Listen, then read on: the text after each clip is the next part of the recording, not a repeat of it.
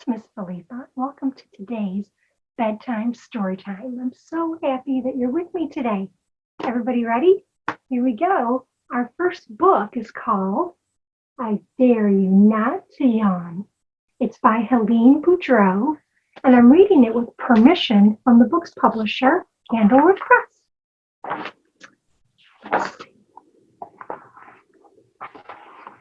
Yawns are sneaky.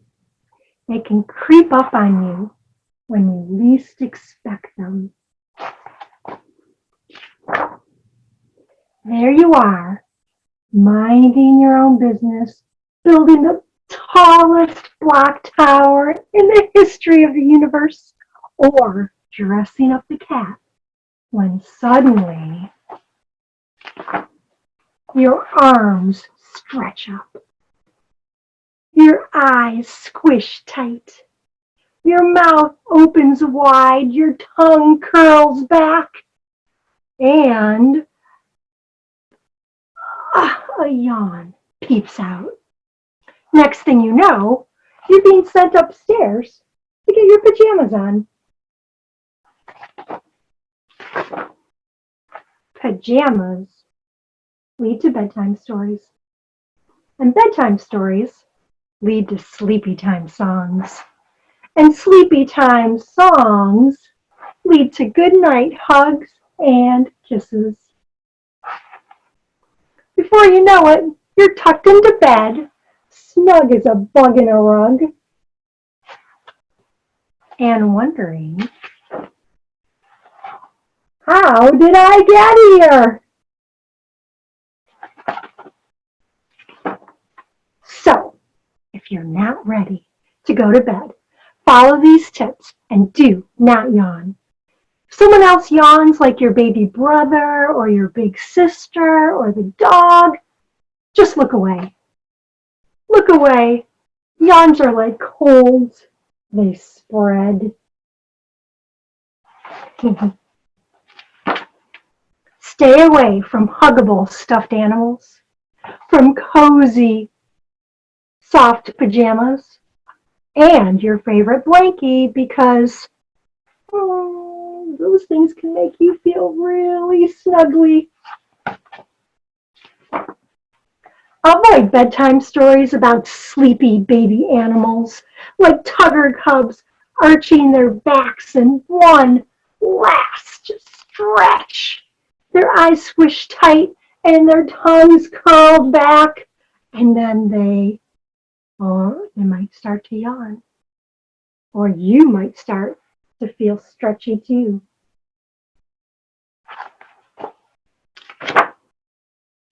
Don't sing sleepy time songs about twinkling stars or buying sheep, especially the counting kind. One sheep, two sheep, ba, ba, ba. And whatever you do, don't think of droopy-eyed baby orangutans. I don't know about you, but I really don't think about orange baby orangutans very often. Do you? I don't know. I like his imagination. Holding their long arms out for a hug from their mama, or their little mouths forming perfect oh, oh, oh, oh. If you try all these things, but a yawn still creeps up on you and grabs a hold of you, quick, cover your mouth to keep it from escaping. Good job. Did you cover your mouth with your arm and not your hands? Good job. That's what you want to do, right? Because if your arms stretch up and your eyes squish tight and your mouth opens wide and your tongue curls back, you know what's going to happen. And a yawn pops out. Yawn. Ugh. Then it'll be off to bed you go. There he goes, back to bed. See, I told you, yawns are really sneaky.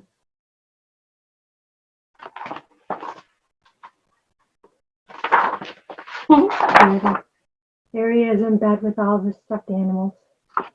Isn't that cute? I like that one. All right, boys and girls, let's see. Let's do this next. I think you guys know this one. If I show you a cat and a fiddle, what do you think about? Is there a rhyme that you know about with a cat and a fiddle? Hey, diddle, diddle, the cat and the fiddle. The cow jumped over the moon. Let's see, it's right there. The little dog laughed to see such a sport, and the dish ran away with the spoon. There they are. Should we try it again? Will you say it along with me? Let's try to do it together. I'll put these back. We'll start with the cat and the fiddle. Hey, diddle, diddle, the cat and the fiddle. The cow jumped over the moon. Whoops, it fell down. The little dog laughed to see such sport, and the dish ran away with the spoon. Good job. All right, you guys, let's see. The next book I want to read to you today is Good Night, Good Dog. It is by Mary Lynn Ray, and I'm reading it with permission from the publisher, Houghton Mifflin Harcourt. Thank you. The dog knows the click of the lamp when the light is turned off.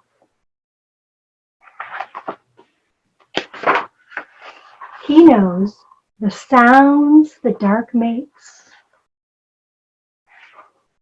those small night sounds.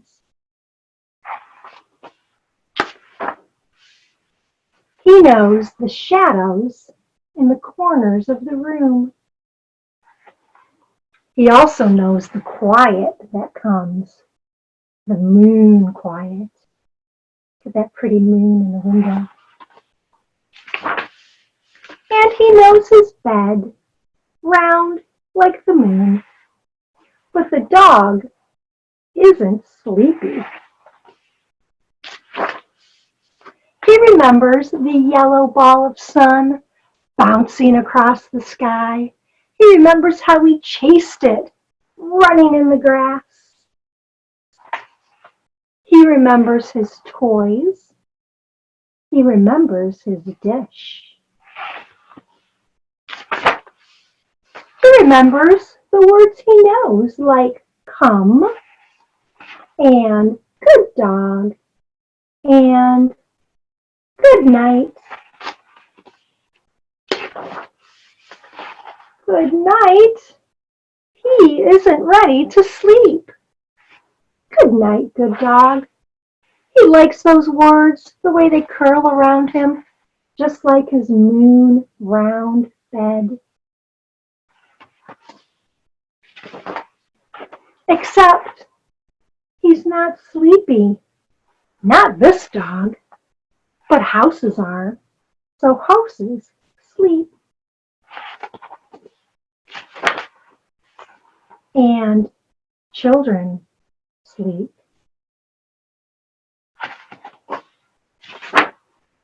The night is still.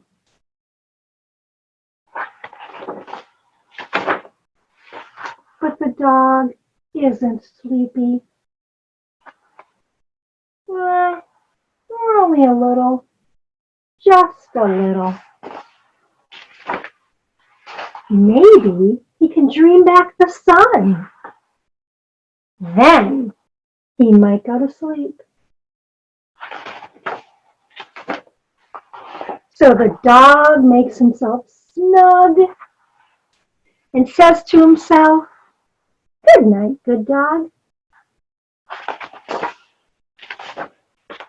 Then he closes his eyes, and soon he has dreamed the sun. So he dreams some blue sky, and he dreams some green grass. And then someone is saying, "Good morning, good dog," because a new day is waiting. The end. It's a sweet story, wasn't it? I like that one. I have another felt book for you. Let's show you what I have. Will you help me count these? I've got some stars. Will you help me count them? 1, 2, 3, 4, 5.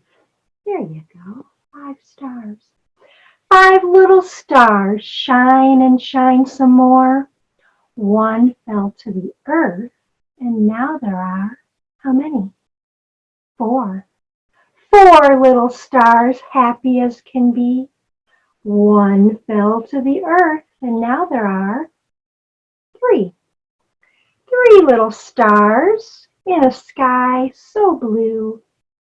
One fell to the earth, and now there are 2. Good job.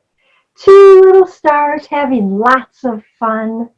One fell to the earth, and now there's only 1. 1 little star left all alone. That one fell to the earth, and now there are none. But the moon came out. What a pretty sight. And he waved to the stars and he said, "Good night." Good job. I have one more book. This is a book that I used to read to my kids when they were small, when they were really small. It's called Going to Sleep on the Farm. The author's name is Wendy Cheyette Lewison, and I'm reading it with permission from Dial Books for Young Readers. Going to Sleep on the Farm. Can you think about some farm animals that you might find if you go to a farm, and maybe you can think about it while I read this, and maybe there'll be some of those animals in this book? How does a cow go to sleep? Tell me how. How does a cow go to sleep? A cow lays down in the soft, sweet hay in a cozy barn at the end of the day. And that's how a cow goes to sleep. What sound does a cow make? Moo, moo. That's how a cow goes to sleep. How does a duck go to sleep? Tell me how. How does a duck go to sleep? A duck tucks his bill right under his wing and doesn't worry about a thing. And that's how a duck goes to sleep. Quack, quack, quack. That's how a duck goes to sleep. How does a horse go to sleep? Tell me how. How does a horse go to sleep? A horse, of course, stands up all night while he's fast asleep with his eyes shut tight. And that's how a horse goes to sleep. Nay, that's how a horse goes to sleep. How does a pig go to sleep? Tell me how. How does a pig go to sleep? A pig curls up with her family and friends. Where one pig starts, another pig ends. Look at them. They look cozy, don't they? They're all snuggled together in mud. That's how a pig goes to sleep. Oink, oink, oink. That's how a pig goes to sleep. How does a hen go to sleep? Tell me how. How does a hen go to sleep? A hen fluffs her feathers so they look their best and sits on her eggs all warm in her nest.